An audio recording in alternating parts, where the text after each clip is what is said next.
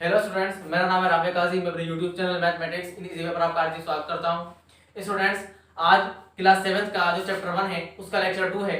Lecture 1 पहले हो चुका है। यदि आपने लेक्चर 1 नहीं देखा है तो उसका लिंक डिस्क्रिप्शन में है, आप वहां जाकर देख सकते हैं। लेक्चर 1 आपके लिए बहुत महत्वपूर्ण है। यदि आप लेक्चर 2 समझना चाहते हैं तो लेक्चर 1 आपके लिए देखना बहुत जरूरी है। आप वो जाकर पहले वो देखें, उसके बाद लेक्चर 2 देखें।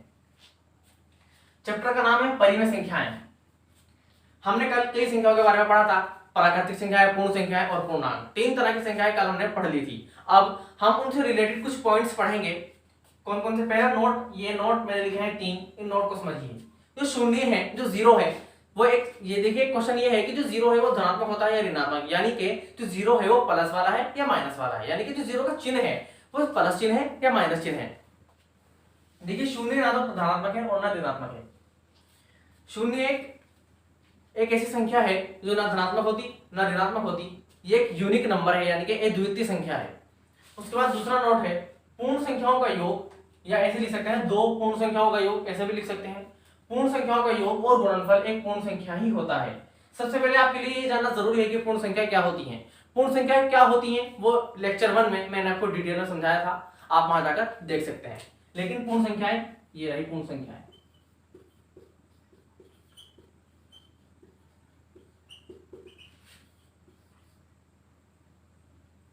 ये पूर्ण संख्याएं हैं।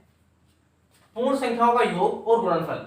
योग का मतलब है जोड़ना और गुणनफल का मतलब है गुणा करना। यानी कि अगर हम दो पूर्ण संख्याओं को जोड़ दें या उनकी गुणा कर दें तो जो हमें उत्तर मिलता है वो एक पूर्ण संख्या ही मिलता है। ये क्या है?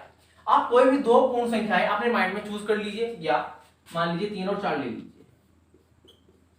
क्या कहा कि दो पूर्ण संख्याओं का योग, योग का मतलब जोड़ना, और गुणनफल, गुणनफल का मतलब गुणा करना। मैंने इन्हीं को जोड़ा और इन्हीं को गुणा करी। देखिए क्या आता है, जोड़ने पर 7 और गुणा करें तो 3 चौक 12। जोड़ने पर 7 आया। क्या 7 पूर्ण संख्या नहीं है? बिल्कुल है। 5 के बाद 6, 6 के बाद 7 जरूर आएगा। अगर मैं इनकी गुणा करूं 12, 8 9 10 11 12, 12 भी आएगा पूर्ण संख्याओं में कहीं ना कहीं आगे जाकर, तो 12 भी पूर्ण संख्या है। तो ये निष्कर्ष निकला कि जोड़ने पर और गुणा करने पर यदि हम दो पूर्ण संख्याओं की को जोड़ दें, यानी कि उनका योग कर दें और उनकी गुणा कर दें, तो जो हमें उत्तर मिलता है, ये उत्तर मिला, ये भी एक पूर्ण संख्या ही मिलता है। अब बात करते हैं घटाने, परंतु अंतर कुछ और भी आ सकता है और शून्य भी आ सकता है, हो सकता है। अंतर का मतलब है घटाना।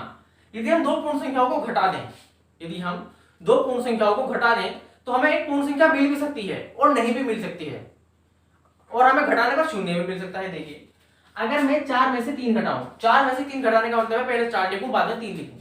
ये देखिए मैंने 4 में से 3 घटाया तो कितना मिला? 1। मुझे अब क्या मिला? पूर्ण संख्या मिल गई। मैंने दो पूर्ण संख्याओं को घटाया तो मुझे एक पूर्ण संख्या मिली। लेकिन अगर मैं उल्टा करूं, 3 में से 4 घटाऊं, 3 में से 4 घटाने का क्या मतलब है? पहले 3 लिखूं फिर 4 लिखूं। अब क्या मिलेगा? अब मुझे मिलेगा -1। लेकिन -1 पूर्ण संख्या नहीं है। -1 क्या है? पूर्णांक है। मैंने आपको कल लेक्चर 1 में बताया था।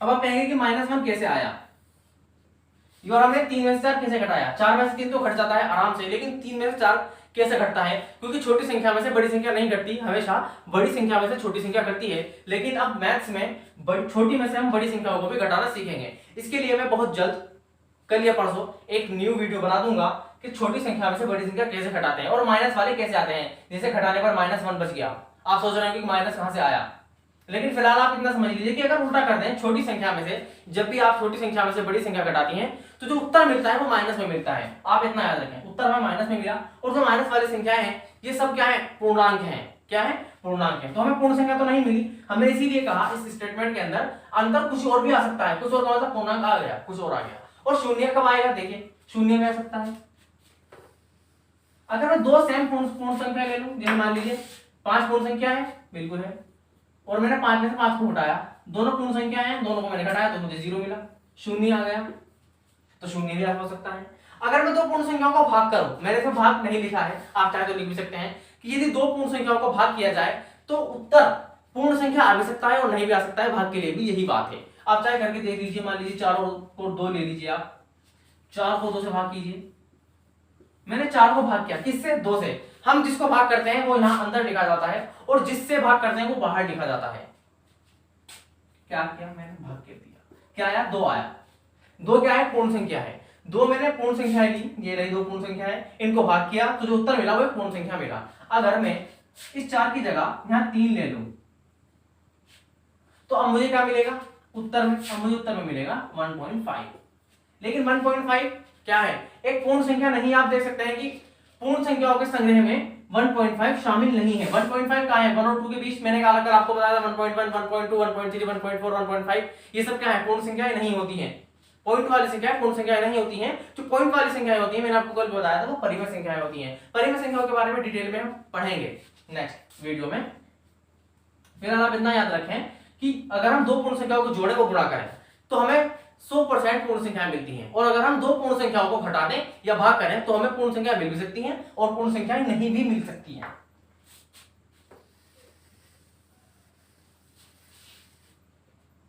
इसके बाद 2 पूर्णांकों का योग और गुणनफल एक पूर्णांक ही होता है। 2 पूर्णांकों का अंतर भी एक पूर्णांक ही होता है, परंतु भाग देने पर कुछ और भी आ सकता है। अब पूर्णांक क्या होते हैं, कल की वीडियो में ये भी मैंने आपको बताया था लेक्चर 1 में।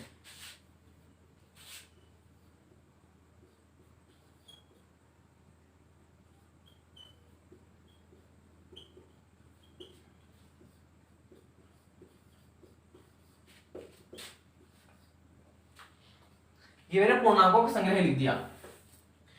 पूर्णांक में अगर 2 पूर्णांकों को जोड़ें यानी कि योग करें, गुणनफल यानी कि गुणा करें, जोड़ें गुणा करें और घटाएं तो हमें एक पूर्णांक ही मिलता है उत्तर में, और अगर भाग करें तो कुछ और भी मिल सकता है। देखिए आप कोई भी 2 पूर्णांक उठा लीजिए, जैसे मान लीजिए मैंने 1 और 2 ले लिया, 1 और 2 ले लिया, इनको जोड़ें फिर इनकी गुणा करें और फिर इनको घटाएं, क्या है 3, 2 एकम 2।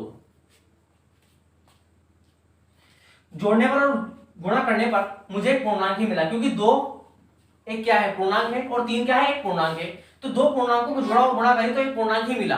अगर मैं इनको भाग करूं, मान लीजिए कोई 2 पूर्णांक ले लीजिए 2 और 3, ये उदाहरण मैंने अभी पहले ही आपको बताया। 3 को 2 से भाग करने पर क्या मिलेगा 1.5 यानी कि 1.5। लेकिन 1.5 पूर्णांक नहीं है। 2 पूर्णांकों को भाग करने पर एक पूर्णांक मिल भी सकता है और नहीं भी मिल सकता है, दोनों ही बातें हैं, क्योंकि 1.5 क्या है पूर्णांक नहीं है, एक परिमेय संख्या है। अब अगर मैं 2 पूर्णांकों को घटा दूं,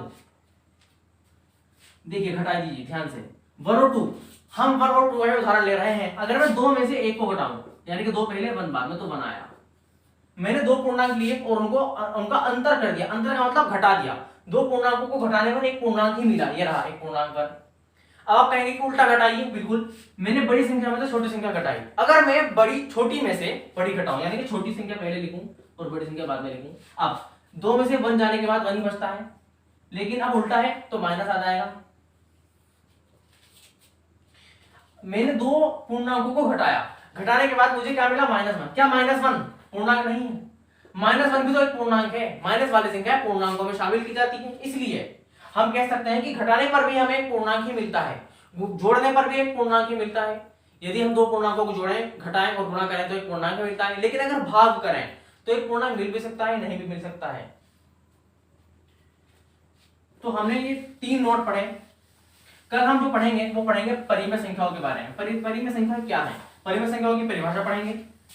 परिमेय संख्याओं की परिभाषा क्या है? ठीक है स्टूडेंट्स, आज हमारा लेक्चर 2 है क्लास 7 के चैप्टर 1 का।